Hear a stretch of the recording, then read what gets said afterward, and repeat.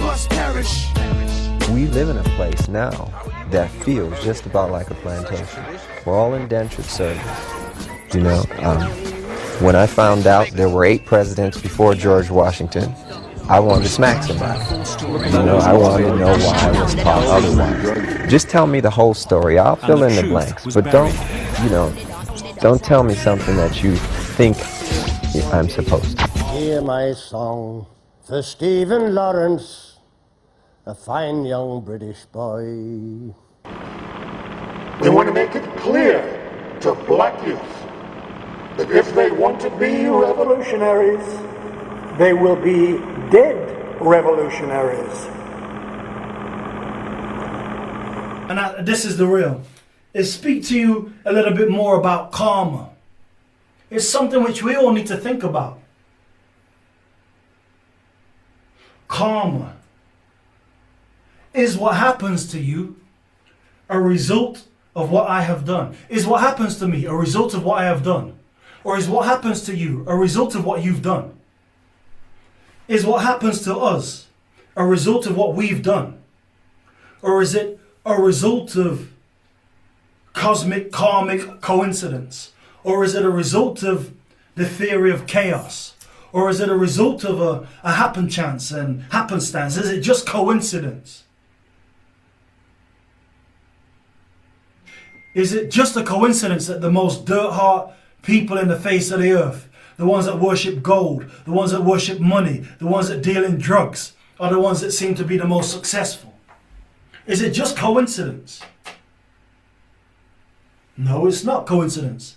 The reason I will say it's not coincidence is because this world where we live, this plane where we all live, this material physical existence that we all enjoy,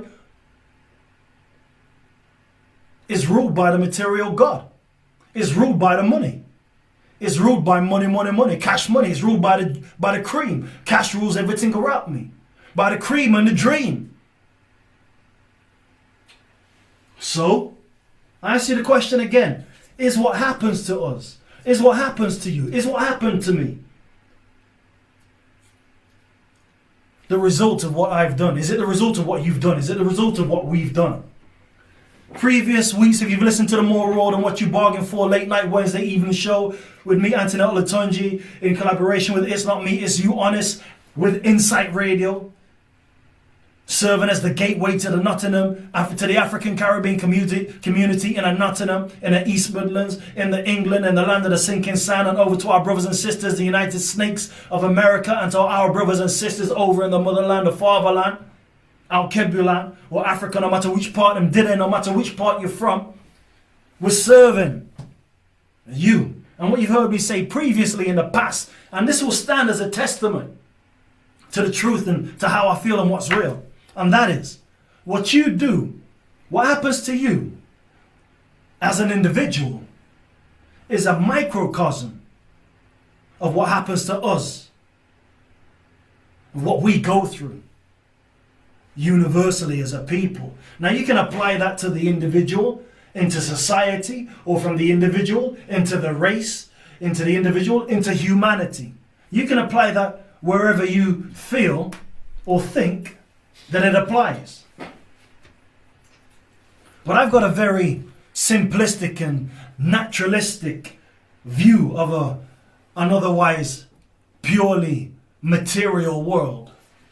My ideas are quite romantic according to some. I have the notion that in ancient times, in years and the days of the millennia and eons gone by, I have the belief, I have the feeling, I have the notion that the ancients, that our people back in the day used to be a very beneficent people. They used to worship the God, and that the world was very slightly different. Very highly different. It used to be a spiritually based world. A naturalistic based world. It used to be a maternal society. Where the roles in society, where the rules in society came through the woman. Where the power came through the woman. Matriarchal, matrifocal. Where the kings and the queens came through the woman. That the woman, the daughter, the mother, the ma'at, the moon, the goddess, was in charge, that the Queen was in charge, and she had every right to stand up and do as she would as any other man. In fact, she had more, because she gave birth to the first and birth to them all. So I have this quite naturalistic, simplistic, even spiritualistic view of history and reality. And that is that way back in the day, maybe not even so long ago, let's say before the time when the European came and stole the artifacts and stole the scrolls and stole the secrets of the systems, of the mystery systems in ancient Kemet. Before then, the systems of life and liberty and society that we had was a very beneficent system, was a very highly advanced form of system. I say it was advanced because, hey, in the face of reality, no matter what I think, no matter what you think, there are certain structures in Egypt, in ancient Kemet, in ancient Southern America, in Tameri.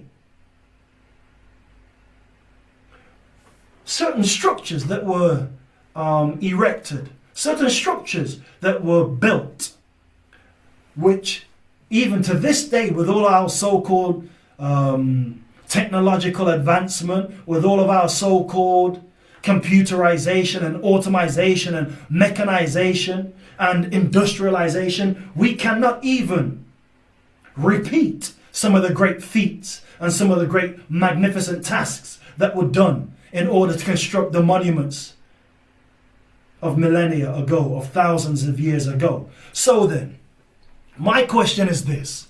If I've heard many Europeans say, because it's part and parcel of the theory, it's part and parcel of the mythology of white supremacy, that look, white people invented everything. The white people are the inventors of how to split the atom, how to isolate the atom, and how to understand proper physics and mathematics and astrology and whatever, and mechanization and whatever. I'll say this, if you think that the white people are the Europeans and European pedagogy or European ideology or European westernization and materialism or Marxism or capitalism, or whatever kind of ism or ideology you want to say that's more advanced. If you want to think that it's more advanced than the ancient ideologies and lifestyles, then I will say, please show us your wonder of the world. Show us the epitome of your contribution to humanity. Show us your magnificent monuments. Show us your ancient pyramids. All they got is a bunch of ruins, which were not even left by them anyway. They were left by ancient druids. We're talking about Stonehenge right now, fams. And they have certain mounds. But no matter where you go within the geographical plane known as Europe, you will find signs left behind by the ancient Africans. You will find pyramids in Bulgaria. You will find pyramids in Serbia. You will find underground catacombs throughout Spain. You will find underground passageways between Turkey and Greece and Turkey and Egypt. All of these things were constructed by the ancients with technology that what the Europeans misnomer as primitive people used.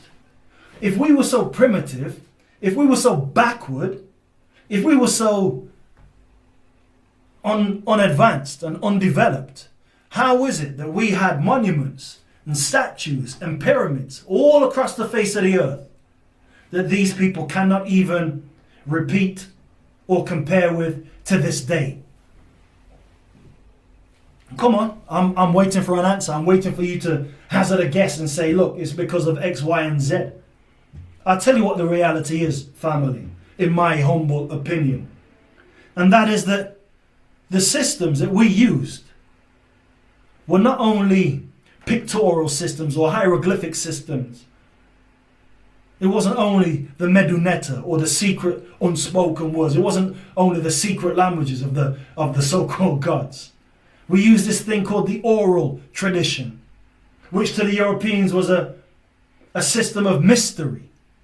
But if you break down the term mystery, it's like my story, M-Y, mystery, my story. So my story is always going to be a mystery to those who want to steal and redefine real history.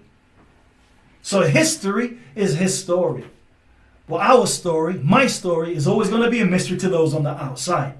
From the time you're on the inside, you have to, understand certain key principles. That it's blood over intent. That it's family before foe. That it's spiritual before physical. That it's spiritual before material. That you reap what you sow. That what comes from your mouth will manifest. What is inside the depths of your brain will become made manifest in the physical plane. Now, I'm not playing with you. I'm not saying what I'm saying just to provoke some vain antagonism or some vain glorious BS. No, blessed.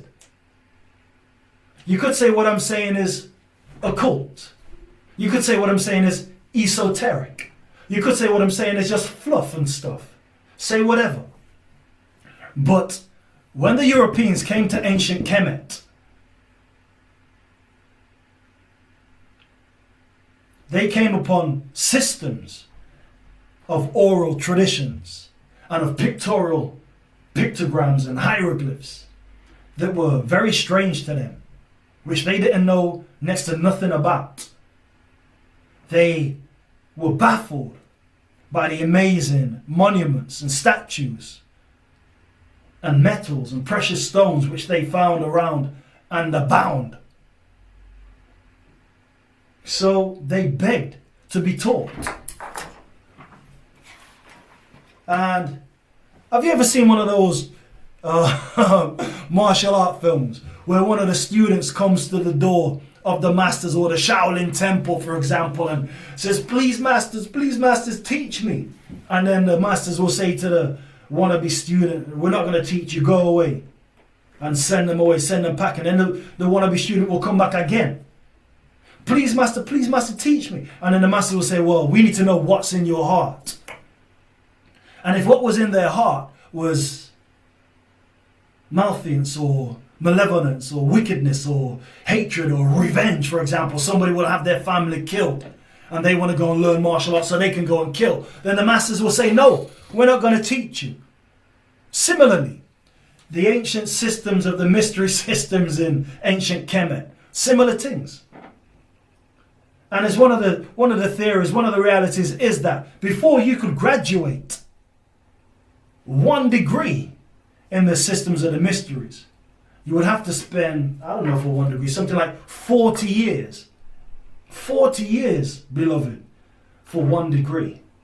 And these neophytes or these acolytes or these wannabe students that came from Greece and Rome and Europe and different parts and from Arabia and from the Persian Peninsula and from wherever and from the Indus Kush Valley, they would have to spend a heck of a long time wishing on a star and wishing to be who you are before they were given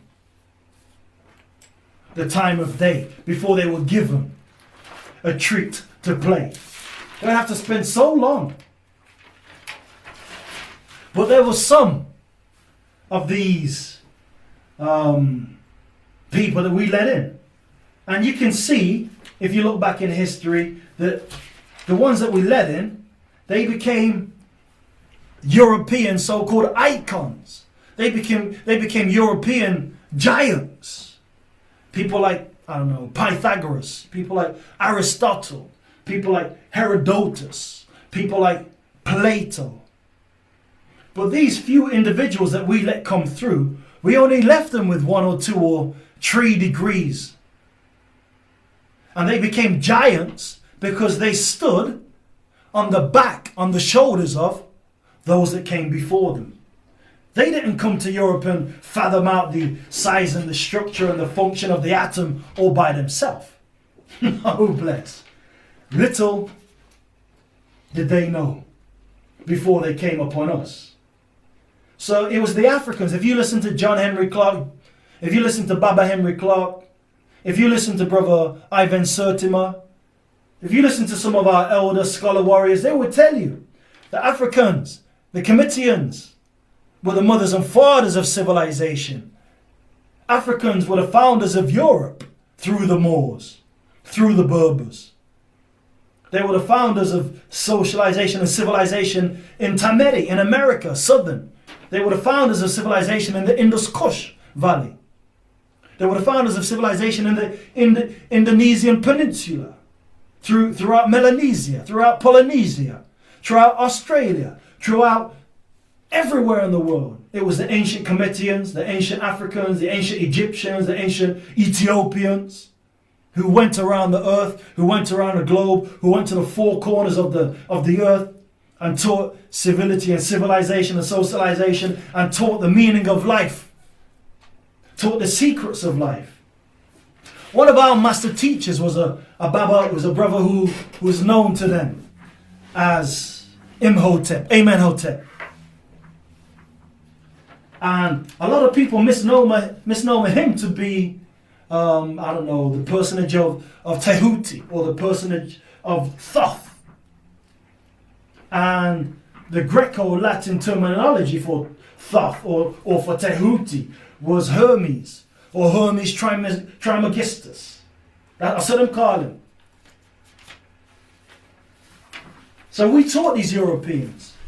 And all of these Europeans, they became adepts in a system which was known to us on a 360-degree basis, on a full knowledge. Put it like this, yeah? A child comes into the earth full of life, full of potential, full of the spirit of life and longevity and love. And this is the essence of life itself. Then we go through the rest of our life trying to find life again. Certain times you will get certain truths spoken out of the mouths of babes and sucklings. Because through their innocence, through their purity, they say certain words which have surety, that have levity, that have power. So, when these Europeans came to the ancient Cometians, at first they came like babies and children, wanting to learn. But then when we gave them a few degrees of knowledge, they took that knowledge. And what did they do with it? Pythagoras was an adept, was a Freemason. Galileo was a Freemason. Da Vinci was a Mason. Isaac Newton.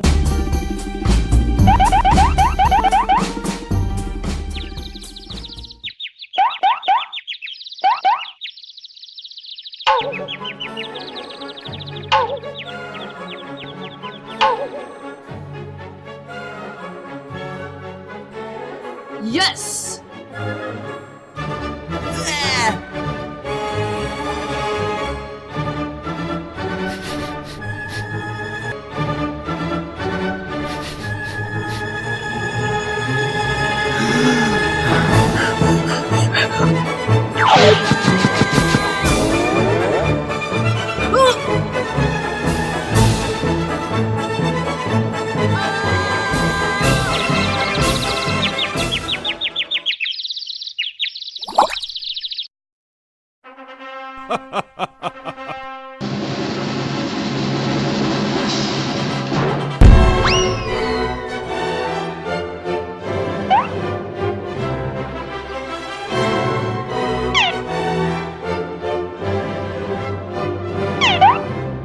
Isaac Newton, who they herald to be the father of Western philosophy and science and metaphysics and what have you. Isaac Newton, if you looking to do a Google on Isaac Newton and put Isaac Newton and alchemy.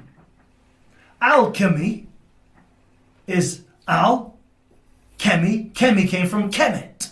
So when I'm telling you about the ancient Kemetans, taught the Europeans. It's not my point of view. It's written in history for you to see, if you have the eyes to see and the ears to hear and a heart to feel for what's real, rather than just be blind, deaf and dumb by the scum of the mainstream daydream, poison stream media, modern media. Pythagoras, again. So if you look at Isaac Newton, do a Google on Isaac Newton, put Isaac Newton and alchemy.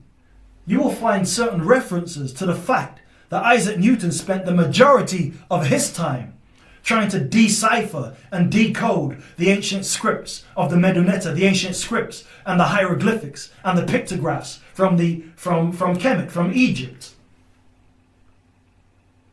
Isaac Newton spent the majority of his life trying to decipher numerology, trying to decipher hieroglyphs, trying to decipher what they called spells, trying to decipher codes, alchemical codes.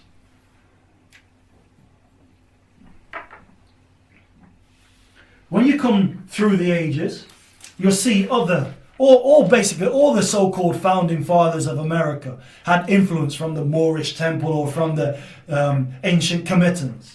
They were all Freemasons. They were all Masons. Washington, Taft, William Taft, Franklin Roosevelt. These are all people that were part of the cliques and the clan. You get down to, I spoke about him last week on the More Raw Than What You Bargained For late night Wednesday evening show. Benjamin Franklin was an adept. But what these Europeans tend to do, and this is a testament to their shallow nature, is that they take what they're being taught about the spiritual realm and just apply everything to the physical realm, to the material realm. Benjamin Franklin, for example, was a member of the Hellfire Club. And if you do a Google search into the Hellfire Club, you'll be shocked and you'll be dismayed at what you find, because it wasn't very nice. Similarly with Pythagoras, with Copernicus, with Isaac Newton, a lot of what they did with the knowledge we gave to them was to abuse it and confuse it for their own personal use.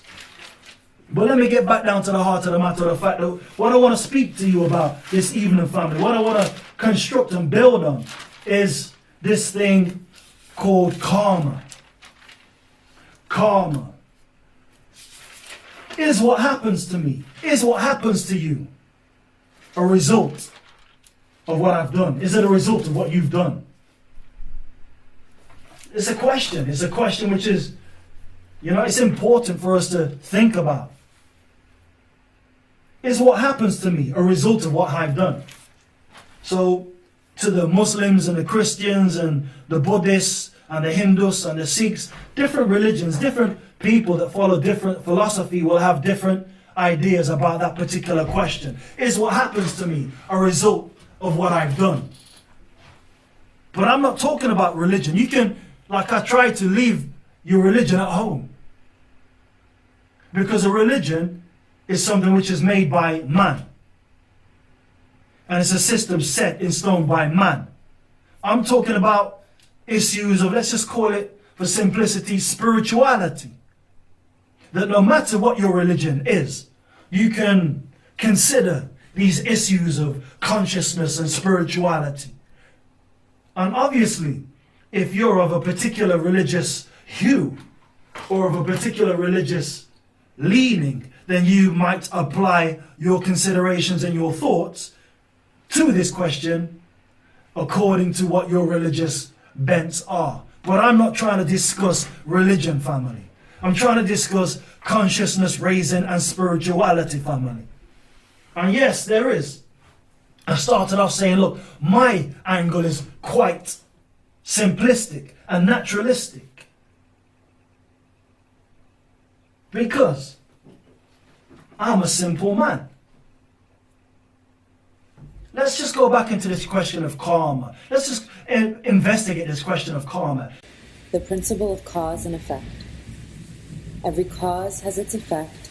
Every effect has its cause. Everything happens according to law.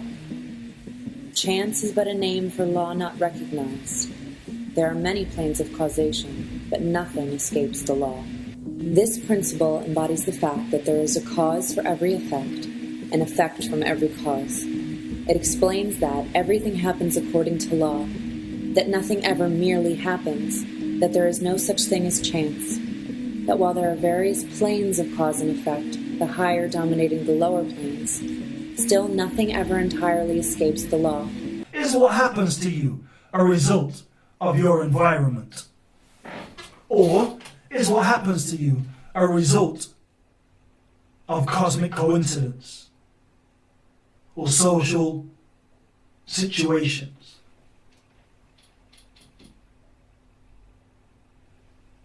Is it the nature or is it the nurture side of the argument that you want to lean on, that you want to lean for?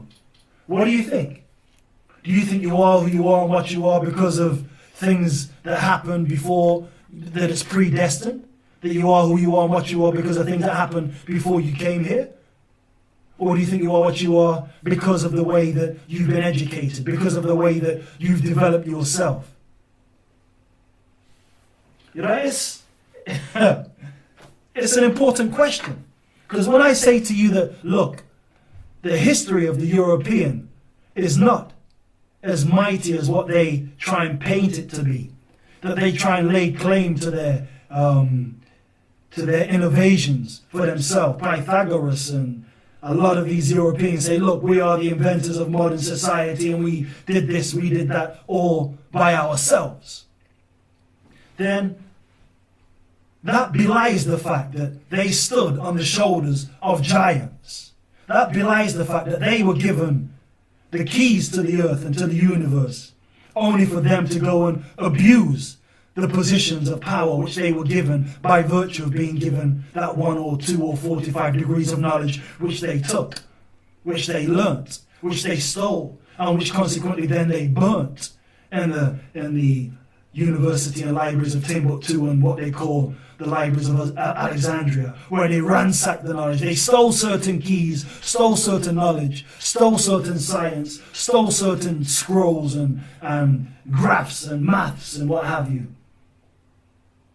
Just, if you think I'm talking fluff, go into any museum of Mankind in London, go to a museum in Nottingham, in Derby, in any major city in New York, Paris, Rome. They have thousands upon thousands of artifacts and sculptures and statues which were the highest form of art for thousands of years. And how are you going to construct such magnificent monuments and statues of art if you don't have a high culture, if you don't have a high moral fabric, if you don't have a high spiritual basis? What they try and say, the pictures they try and draw of the ancient Egyptians, of the ancient Kemetans, is that they were bloodthirsty, devil-worshipping, child-sacrificing, polytheistic maniacs who built statues and images of craven gods and goddesses and faced the wrath of God as a consequence thereof. Now, according to your religious efficacy, you can take whatever view of those historical factors that you so decide to. But all I'm saying is that, look, you don't judge a man by his story. You don't judge a man by history. You judge a man by my story. And what is my story? You judge him by the mystery. But you can look in a man's eye. You know, a lot of these, let's just check it like this. A lot of these politicians, they will say certain things. And you won't know that they're lying. But you know that a politician is a dirty, rotten scoundrel. You know that a politician is a paid performance puppeteer and a bloodsucker of the poor. So you know they're going to lie. So when a liar lies to you, don't listen to what they say. You'd be better off, you'd be wiser to feel what they say, to look into their eyes and to see where the truth lies. If you look at the polling, and a lot of people in your party are very excited about this, if you went to the country now, you get a majority of something like 114 or 130. And that seems a wonderful opportunity for you. Are you tempted in any way to call a snap election? I think what's important... Let's be honest, there was never any danger of that knackered old goat giving a straightforward answer. That witch should go snorkeling and avoid getting wet, fam. And we'll be continuing the manifesto on which the Conservative government was elected in 2015. Hold on, not only did they not give a manifesto promises, and yeah, you got elected in 2015, but I'm pretty sure you're under investigation for fraud. Minor details. So I don't think there's a need for an election. I think the next election would be in 2020. Cool, 2020 it is then. Let me make this very clear, because again, it's very important. You see when a man has to clarify, because he knows these Tories are seasoned buggers. Under current law, the next election will be in 2020. No ifs, no buts, no snap elections, no changing the law. Under you, is that absolutely certain, that we're not going to see an election before 2020? I'm not going to be calling a snap election. I've been very clear. She can make it as clear as she wants. Her word's about as reliable as a pair of fat knees on a treadmill. I have just chaired a meeting of the Cabinet where we agreed that the government should call a general election to be held on the 8th of June. Raw, cocaine is a hell of a drug, fam. To see where the truth dwells. To see what it is they're gonna say, and to see what it is they want to play, and to see what it is they want to sell. So when we look into my story, when we look into the story, when we look into the realities, hey, then we see something differently.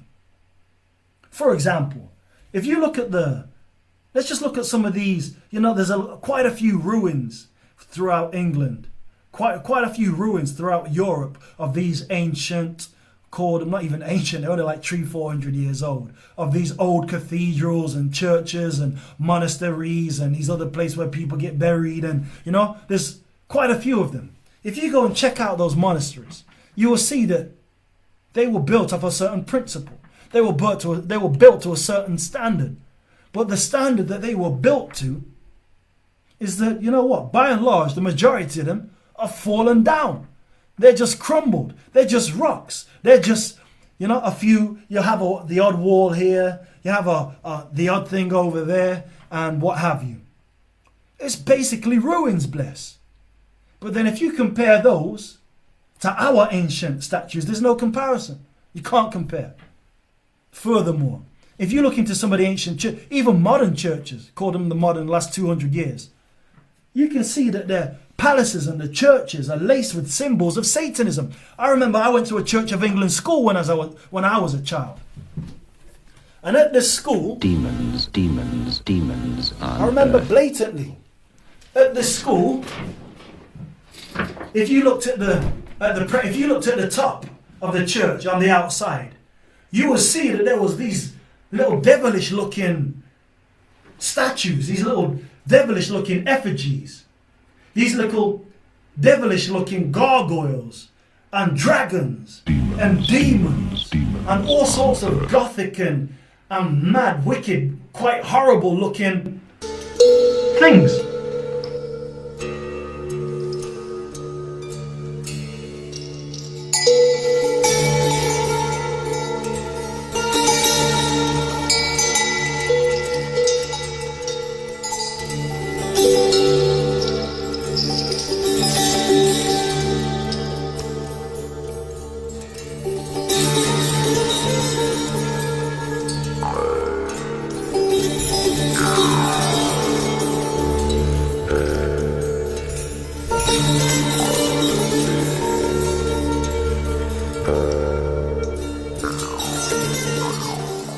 Now, to me, if you see a devil, if you see a demon, and you recognize that devil to be a demon or a gargoyle or a malevolent spirit, then you call a spade a spade.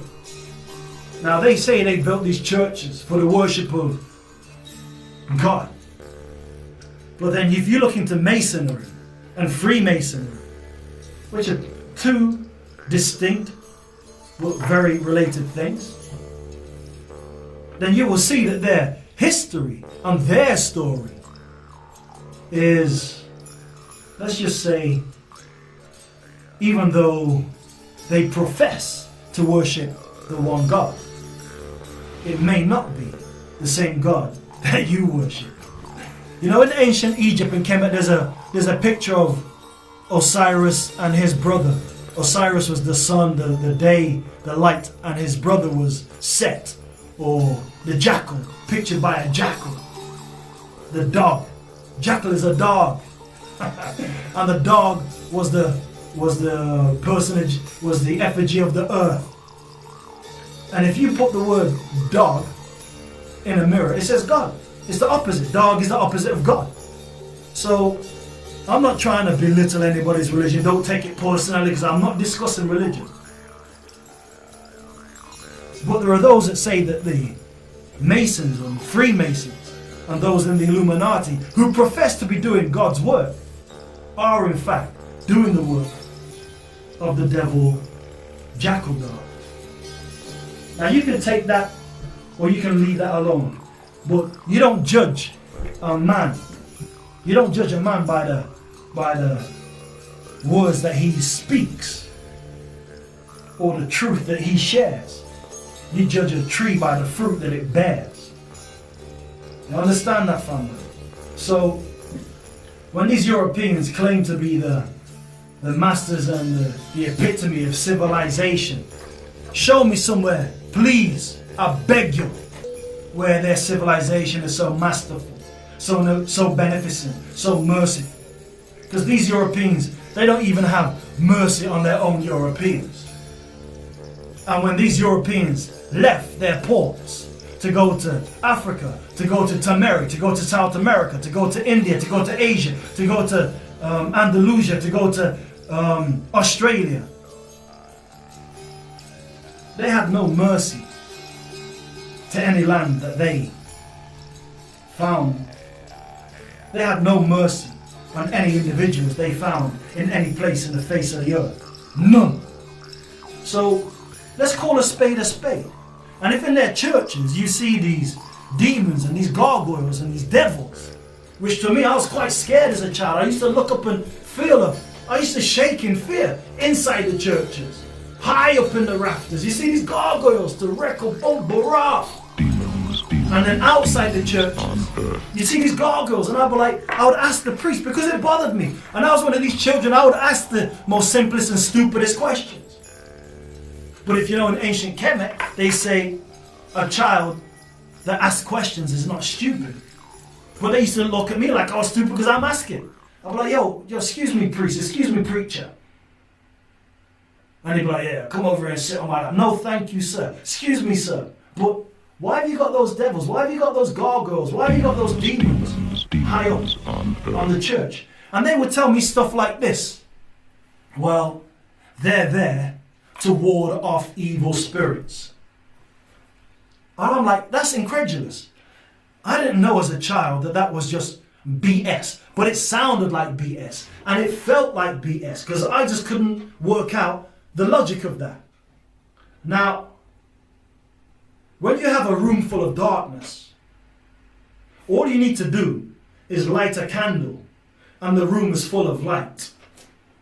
So what I mean by that, family, is that if you want to ward off evil spirits, if you want to purify your heart, if you want to speak words of power and words of truth, if you want to produce youth with juice, if you want to have the God manifest in your life, then all you need to do is do good works. All you need to do is say the truth. So therefore, if you want to ward off the evil spirits, you put God in your heart. You don't build these images. You don't put these craven images before the altar of God. Demons. And I'm sure it says somewhere on the 10 Commandments, which we went through last week or the week before on the late night More Raw Than What You Bargained For show, that thou shalt have no craven images before me. And yet you go to bare churches and you will see these craven images, these gargoyle images, these demonic images laid bare in front of the place and the altar of the Lord. Now if that is not a sacrilege, then, you know, like I said, family, I'm just a simple brother. I'm just a simple man. Who am I to say what is and what isn't? But let's get back down to the heart of the matter. Karma.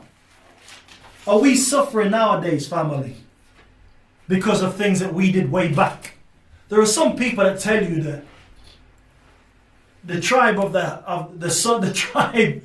Hamitic people, the sons of Ham, are going through Bedlam nowadays, are going through Gollum nowadays, are going through Rufus nowadays because of what happened to the son of, was it Noah or Moses? What happened to one of the sons of the patriarch who saw his father's nakedness and saw that he was naked and laughed at him and what have you. Some stupidness from some old fable.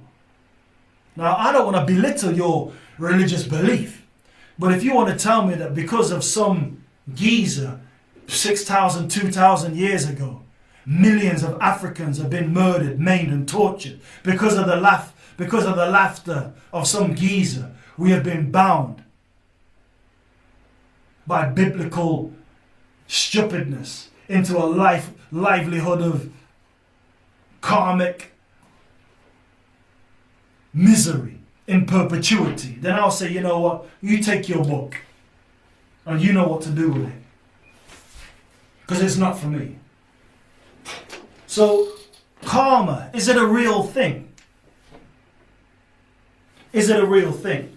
This questions I'm asking you because we need to know if we're living through what we're living through today as a result of karma or as a result of, I'll call it Kingu and the veil or the spell of Leviathan. I call it the spell of Kingu. You know, the spell of sleepfulness, the spell of stupidness, the spell of forgetfulness, that you just don't have any goddamn common sense. And that's why we're going through what we're going through now. It's only common sense to feed your own family. It's only common sense to help to feed the poor. It's only common sense to build your own community. It's only common sense to remain steadfast and sure. I'm telling you what's real. I'm not telling you no fluff. But then it's like a lot of us say, you know what? We can't do nothing nowadays because we're victims. We're victims. So I want to investigate. I want to investigate that claim, that idea that indeed we are victims, or we may be victims, or this notion of victimhood, or being victims of I don't know, some conspiracy, or victims of karmic destiny, or victims of some madness. Excuse me. My name is. Can I have the attention of the class for 1 second? My name is Karma. What is karma? And what I want to speak about right now, Bless, is whether you think that you're a victim, or let's go a little bit deeper. Have you been the victim of violence? Have you been the victim of victimization? Or are you one of these people that victimizes other people? Or do you think that you've been victimized? The definition of the term victim is basically a person or persons who suffers from a destructive or injurious event or agency. Now, by the definition of the term, you could say that you as an individual, we as a community, we as a group, as a culture, as a nation, as a race, are the victims of injury, are the victims of wicked agencies. Because history proves and testifies to the fact that, yes, indeed, we are and can consider ourselves to be victims. Another definition of being a victim is a person who has been attacked, injured, or robbed, or killed. And there again, we as individuals, as communities, as races, as nations of people have been attacked, injured, robbed, and killed, even taken into slavery and kidnapped, body snatched, kidnapped and taken into slavery. So yes, again, we could be considered to be victims. And what happens to victims in modern society? What they tell you is that, what they show us in the mainstream daydream, poison stream media, is that a victim must embark upon a journey of revenge. And that revenge is a dish that is best served.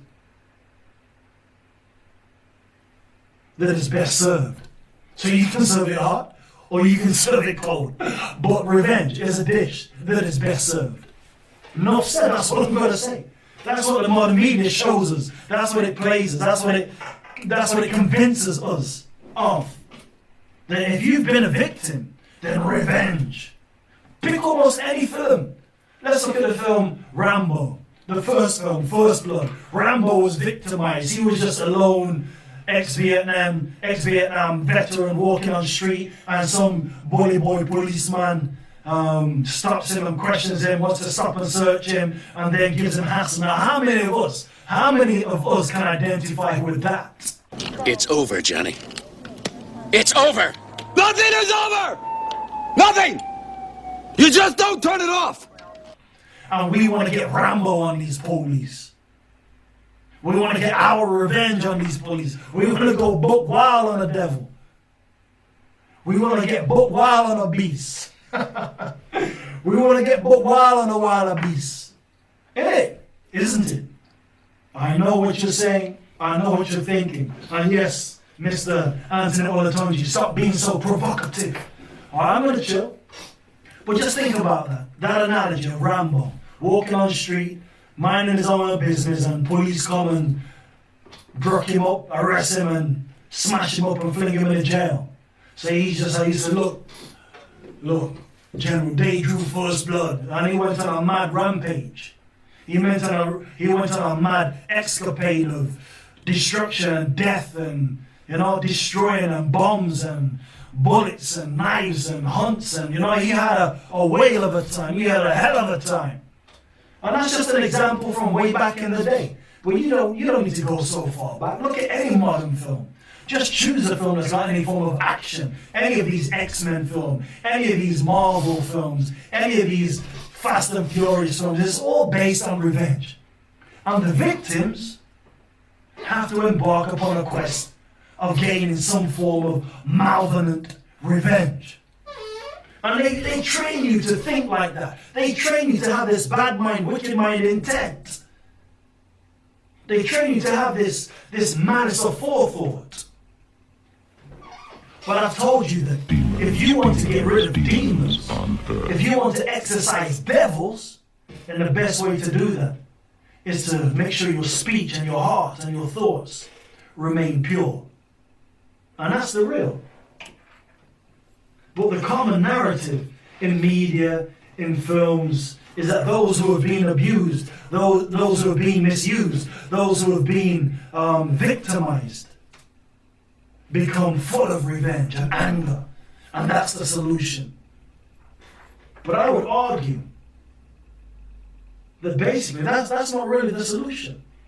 Can anybody remember watching the film series of Roots? I remember watching that back in the day. Just imagine, can you remember how watching the film Roots or the series of Roots made you feel? How did it make you feel?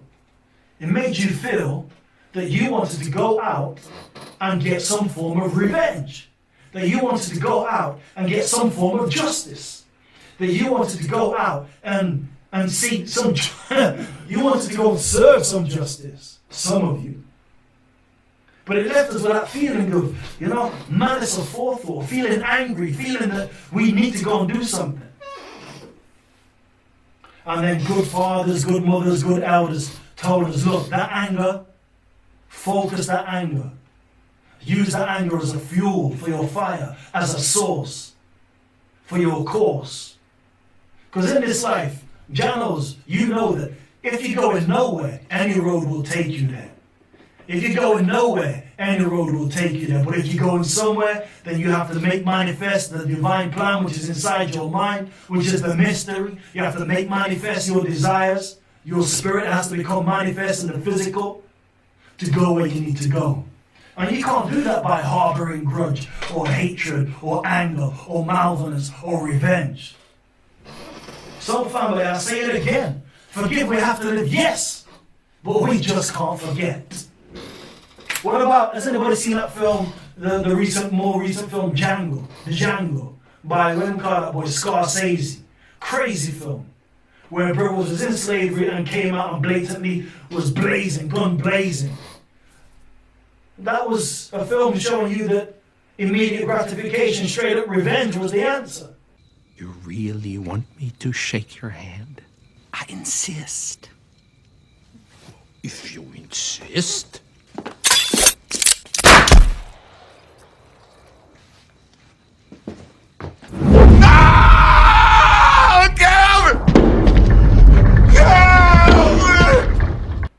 But they give us these clues and these signs. But this is not the way that we're supposed to stop.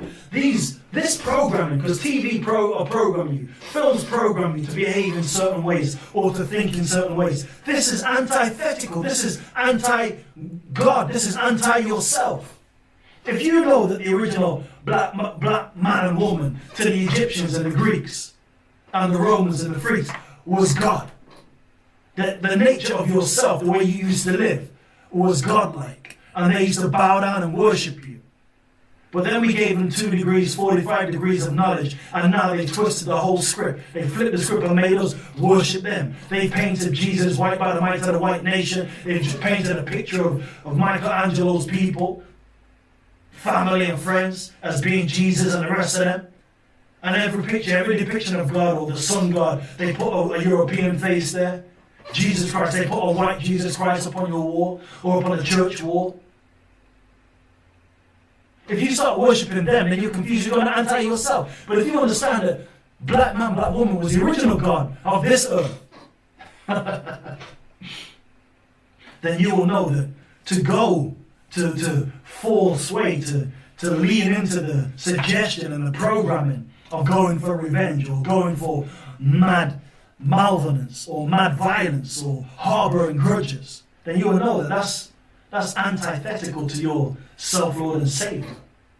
And you are self-Lord and Master. That's going antithetical to yourself. That's antithetical to the teachings, to the mysteries, to the true story. That if you need to go somewhere, wickedness is not going to help you to get there. But this whole common narrative of being a victim is something which is quite, I don't know, it's quite strange even in some respects. It's quite prevalent in many respects. I wonder why they keep doing it. I wonder why they're trying to program us to think about revenge.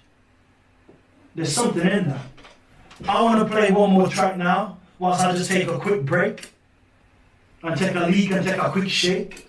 And this track here is one of my favorite tracks also that needs to go into the Hip Hop Hall of Fame.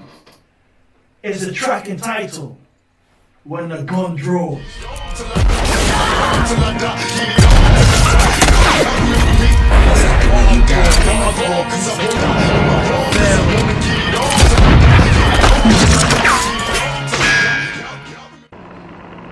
We want to make it clear to black youth that if they want to be revolutionaries, they will be dead revolutionaries.